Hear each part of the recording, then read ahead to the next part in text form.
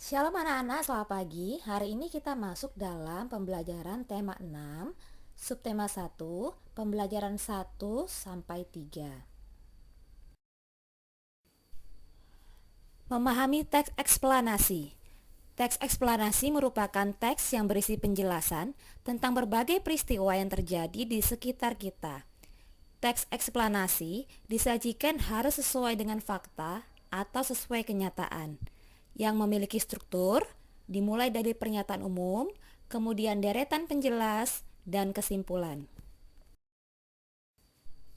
Berikut ini hal-hal yang perlu diperhatikan dalam membuat ringkasan dari teks eksplanasi. Yang pertama, bacalah teks dengan seksama. Yang kedua, catat gagasan utama dari setiap paragraf. Tiga, ubah gagasan utama menjadi kalimat efektif. Empat, rangkailah kalimat tersebut sehingga menjadi paragraf yang padu. Lima, pastikan kamu menggunakan kosakata baku dan sesuai ejaan pada PUEBI. Membuat kesimpulan dari teks eksplanasi dapat dibuat berdasarkan pernyataan-pernyataan yang ada. Perhatikan contoh berikut.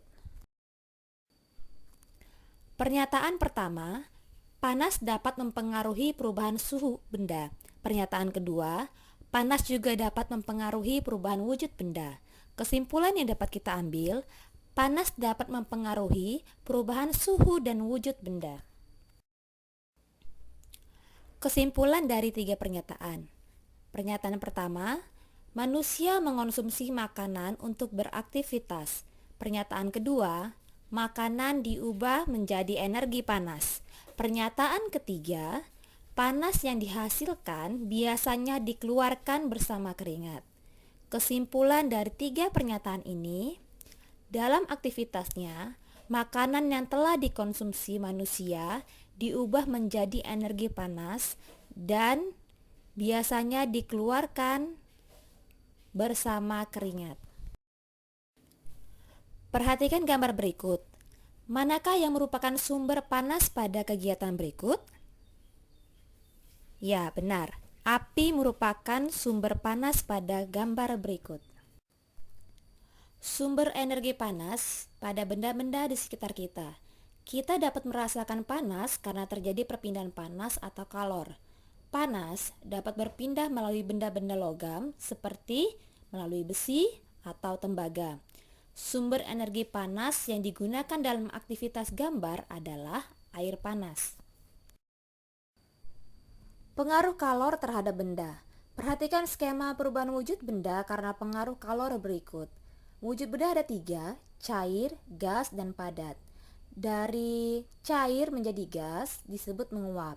Contohnya ketika anak-anak memasak air. Air akan berubah menjadi uap air, ya, yang bentuknya adalah gas. Sebaliknya, dari gas menjadi cair disebut dengan mengembun. Contoh peristiwanya adalah ketika embun pada pagi hari.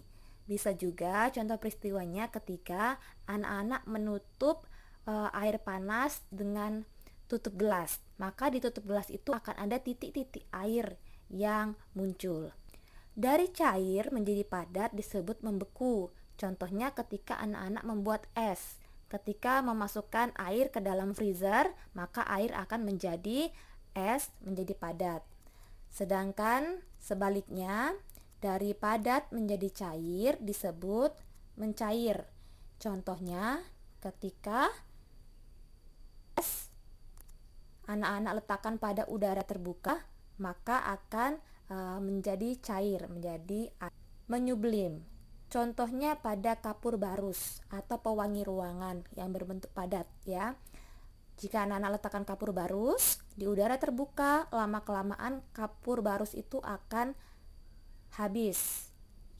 Karena kapur barus itu menjadi gas.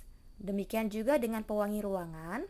Pewangi ruangan yang berbentuk padat bila diletakkan di ruangan akan habis lama-kelamaan karena pewangi itu dari padat berubah menjadi gas, disebut menyublim. Sebaliknya, dari gas menjadi padat disebut mengkristal atau mendeposisi. Terjadinya salju dari uap air yang dingin kemudian menjadi butiran-butiran salju yang berbentuk padat. Suhu dapat diukur menggunakan termometer. Ada 4 satuan termometer yang biasa digunakan: Celsius, Reaumur, Fahrenheit, dan Kelvin. Pada umumnya kita menggunakan Celsius dengan suhu kisaran 0 sampai 100 derajat Celcius. Nada pentatonis. Tangga nada pentatonis adalah tangga nada yang terdiri dari 5 nada pokok. Penta artinya 5 dan ton artinya nada.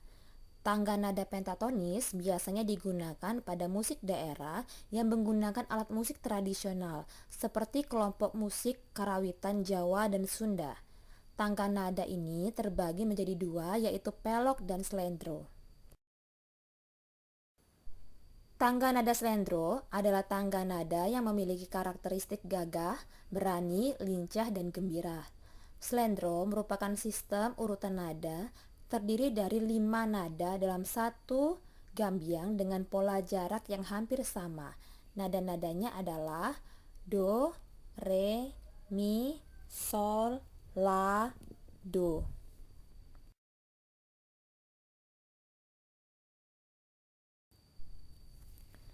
Interaksi manusia dengan lingkungan alam dan pengaruhnya. Interaksi adalah suatu kegiatan yang terjadi antara dua objek dan saling mempengaruhi satu sama lain. Manusia melakukan interaksi dengan lingkungan alam. Interaksi manusia dengan lingkungan alam atau sebaliknya terbentuk secara alami. Makna hak sebagai siswa dan warga negara. Hak adalah sesuatu yang harus kita terima. Hak siswa di sekolah antara lain mendapat perhatian dari guru, diberi kesempatan untuk mengangkat tangan ketika bertanya, mengikuti pelajaran dan mendapat pengajaran, mengikuti pemilihan atau dipilih menjadi ketua kelas. Selain sebagai siswa, kita juga memiliki hak sebagai warga negara. Hak sebagai warga negara adalah hak yang didapatkan sebagai salah satu warga negara Republik Indonesia. Seperti: pertama, berpendapat di depan orang banyak. 2, menggunakan fasilitas umum. 3, menganut agama dan melaksanakan ibadah. 4, memperoleh pendidikan.